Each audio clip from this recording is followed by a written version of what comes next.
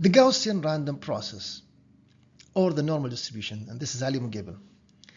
In the following presentation, we'll start with Gaussian random process or normal random process, and we'll use it as our base for our next topic, which is noise. So I will start with defining what Gaussian random process is, central limit theorem, then we'll go over the properties of a Gaussian random process, and we'll have the multivariate Gaussian distribution. So a Gaussian random process is a Gaussian process where every instant of time t1 you get a Gaussian random variable. So it's an extension of the random variable. A Gaussian random variable is characterized by the following distribution. It looks like an inverted bell shape. It's exponential and it has two parameters. We have the mean, which is a shift on the variable, or we have the variance, which controls the width. And this expression is needed to make the area equal to 1. We know for any PDF, a valid PDF, the area must equal to 1. Because the Gaussian random process is widely used, usually this form is very well known and can be memorized. Now, the Gaussian random variable is important because it can be used to represent a lot of the physical phenomena. We know that, for example, that if you look at the students' weights, heights across the university with large number, it will look like Gaussian distribution. This is why we call it the normal distribution. Another important property of the Gaussian process, it has many properties that makes it analytically appealing or possible to deal with. If you add Gaussian plus Gaussian, you get Gaussian. If you have a Gaussian through a linear system, you get Gaussian. So a lot of properties that makes it easy to deal with. Now, one of the things that also is important that relate to physical phenomena is that the central limit theorem. We know that under certain condition, the sum of large number of independent random variables will be Gaussian random variable, independent of the original distribution, independent of their density variables added, independent of the PDF of those added variables. So the central limit theorem provides mathematical justification for the use of Gaussian, because lots of physical phenomena is made of small, add up of a lot of small things. So for a given instant of time, the result of large number will look like sum of large random events, and that's why we use Gaussian. To make it clear, consider the sum of two random variables, x and y. If you add two random variables and they have a probability density function, the result would be z. The add of two random variables, we can find it by convolution. So if you convolve two, if you start with two uniform, you have two squares, and then you convolve them, it will look like triangle.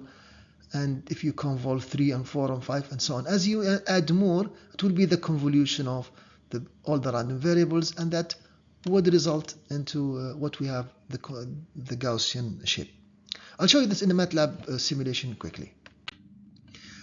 The following code, I am inserting the code in the slide so you can cut and paste. You can do it yourself. On the left hand side here, we are adding two uniform number generators with PDF from 0 to 100. So if you add the two, you get like a triangle shape. Just by adding two, we are already very close to the Gaussian shape, the PDF of the Gaussian shape shown in red or brown. In the second example, you can see we are adding more, and we are getting very close to the exact shape. So if you add 3 and then you add 4 and 5 and so on, so you get more and more, and you get close to the Gaussian shape. So this is almost a Gaussian shape with limited number of random variables. So as you take it to infinity, it will look like Gaussian shape. And this is a proof of the central limit theorem by simulation. Properties of a Gaussian random process. If a Gaussian random process is applied to a linear filter, then the output developed at the output would be also Gaussian. Consider a set of samples obtained by observing a random process at different times, like in discrete random variable. Then if you look at all of them together, it's going to be jointly Gaussian. it's going to be n-fold Gaussian. The mean of this observation could change from 1 to 1, so the mean is a function of time. We can say that the mean of this Gaussian random process would be expected value of those random processes, or random variables, and then we get a vector of means.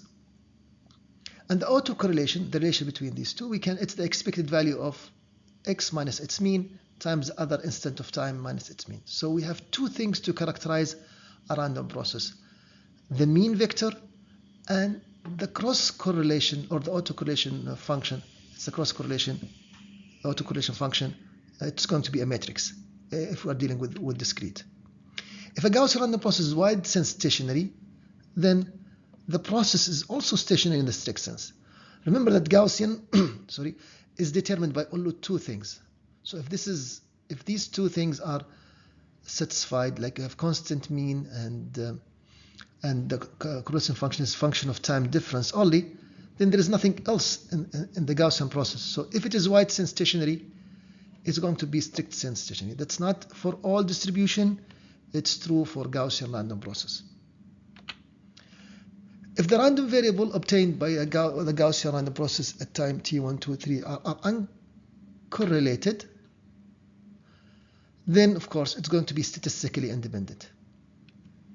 Again, this is only true for limited number, like in Gaussian. What we know is that if it's independent, then it's uncorrelated. But for Gaussian, it's also the other way around. If it's uncorrelated, we know it's statistically independent. And those are cool properties that allow us to deal with Gaussian more and more. Now, we can write this multivariate Gaussian that will represent the discrete process. So we write it this way: capital X tilde, this is the distribution, is following normal distribution. N stand for normal, like Gaussian. We have the mean and variance. Sometimes we have standard Gaussian. When we say standard Gaussian, it means we have zero mean and variance equal to 1. If we just say normal or Gaussian, then we can control the mean and the variance. So in general, it can be correlated Gaussian random variable, and we represent the correlation between the samples by the following metrics: relation between first and second, first and third, and first and first, and so on. So the diagonal here would be the variance. We have the mean. This is the random variable. This is the X representing the multivariate Gaussian or the discrete Gaussian process, and we have the mu, which is the mean vector of means. And we can write, if you want to have the multivariate distribution in terms of math, then you're going to use the matrix. So instead of having square root, we'll have the following notation. We have the determinant of Cx here, and we have the variables. These are vectors, by the way, so to represent the mean. So instead of square, we are splitting here into two terms. This is the transpose. So this expression is just like we have for Gaussian, but this is extended to multivariate Gaussian. That was the Gaussian random variable, and here we have the multivariate Gaussian distribution. Now let's conclude with an exercise. I leave you with an exercise. A random variable x is uniformly distributed between 2 and 4. So sketch the PDF for the sum of the two random variables. Remember, this is related to convolution.